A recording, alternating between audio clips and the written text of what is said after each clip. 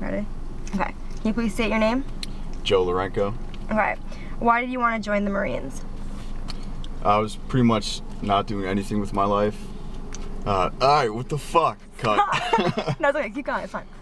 I can cut it out. I wasn't doing anything with my life. I was pretty much doing the same thing everybody else was doing in my town.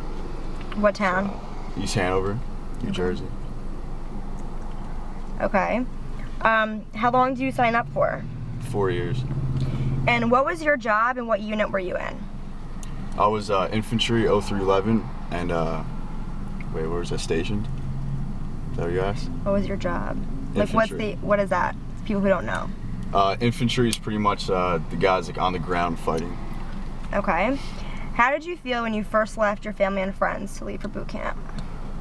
It was the first time I left my family and friends for that long, so it took some getting used to, but personally I kind of liked it, you know, the space and just a change, just being away from everybody for a little while. And where were you stationed? Camp Lejeune, North Carolina. Okay. How did your attitude change after your experience at boot camp? The Marine Corps pretty much like breaks you down and builds you up into a Marine. So, you know, they teach you like manners and like customs and courtesies and pretty much, you know, make you, you know, and you turn it like, you get like into really good physical shape, you know. Can't really think of anything else besides that. Okay. What was your initial reaction when you found out you were getting deployed to Iraq? I expected it because obviously I knew the war was going on, and especially being in infantry, for the most part, like the year I joined, everyone at that point knew that at some point they were going to go. So it wasn't really a shock to me. And how long were you there? 7 months. Okay. How did your mentality change after arriving in Iraq? Like, were you, you know, being at home, you're safe, and then all of a sudden you're thrown into a different country where there's a war. Like, how did your mentality change? It doesn't really hit you until you actually like get there. It's a long process. It takes like about a week to get there. You know, you stop in a bunch of places first. You stop in Kuwait. You stay in Kuwait for like a week or two, and then from Kuwait you take a C-130, which is like a military plane. And then once you land in Iraq at some Air Force base in Iraq, when you get off the plane, like once your like feet are on the ground, then it really hits you to like you're there. So how did your mentality change? Like, you were ready to fight, you were ready to do what you had to do, like you weren't scared? I mean, I was like... What were your fears? Obviously, you know, dying is number one, but you're also excited, you're scared, you're like, I'd say everyone's scared, but also excited because you finally get to do your job. Like, you train for so long, and you know, you're finally there and actually able to do your job. Okay. What did you miss most when you were over there? Friends, family. At that time, you. You know, my car, drinking. Your hot tub. All the freedom. Sex. I don't know if you can say that, but yeah, sex. It's college, it's not high school. Yeah. Okay. Explain your day-to-day duties starting when you woke up until the time you went to sleep. We were on a 3-day rotation. It was 3 days of patrol. So if you were on patrol, you and your squad, which is 12 guys, you go out and patrol the streets. What time did that start? Patrols are always at different times. Like sometimes we would do two during the day and like 1 at night, and they would last for, you know, anywhere from 2 to like 6 hours. Okay. And then what else did you do during the day? What if you weren't on patrol? If you weren't on patrol, you're sleeping pretty much any chance you get. Watching DVDs, just bullshitting with your friends, smoking cigarettes. Besides patrol, we would either be, it was 3 days patrol and then 3 days standing post, which on the roof of our building, which was pretty much just a building in the middle of the city that we took over and like fortified, and we were sleeping in it. It was right in the middle of Fallujah, and of where? Fallujah, Iraq. It was like you know, one of the biggest cities they got over there. If you were standing post, you're just sitting in this box with bulletproof windows around you, just, watching your sector of the street or the city, and you would do that for hours and hours and hours. Okay. What was the environment like? Like, how was your living situation there? It was really dusty, sandy, and hot. How, when you say hot, like how hot? It got up to like 140. We were there in the summer, so it got up to 140 some days. So when exactly were you there? From March to October 2007. Okay. How are you and your troops treated over there? By who? Anyone, like The Iraqis? people on the street? Yeah, obviously. I'd say the Iraqis, it was like 50-50. So, you know, half of them wanted us to be there, half of them you could tell they just didn't like us. You could always just tell by the way that they looked at you. Okay. Did you have any near-death experiences? If so, just tell me about them. I got shot at a few times, so I guess you could say that's a near-death experience. We got mortared, which are like these bombs that the terrorists, the insurgents, drop in a tube and they shoot like from miles away, and they pretty much just randomly land around you. And a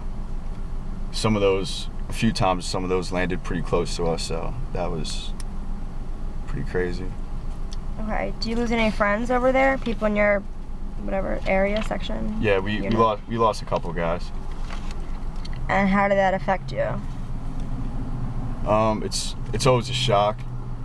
Like you never think that it's gonna happen to you or like somebody that you're close with, somebody that you know. You always just think it's gonna be someone in your unit who you're not that close with, or someone in another unit. But it like once it happens to someone close to you, that's when you really realize that, you know, it's serious, and that it's, you know, it's not a game. It's really dangerous, you know, situation.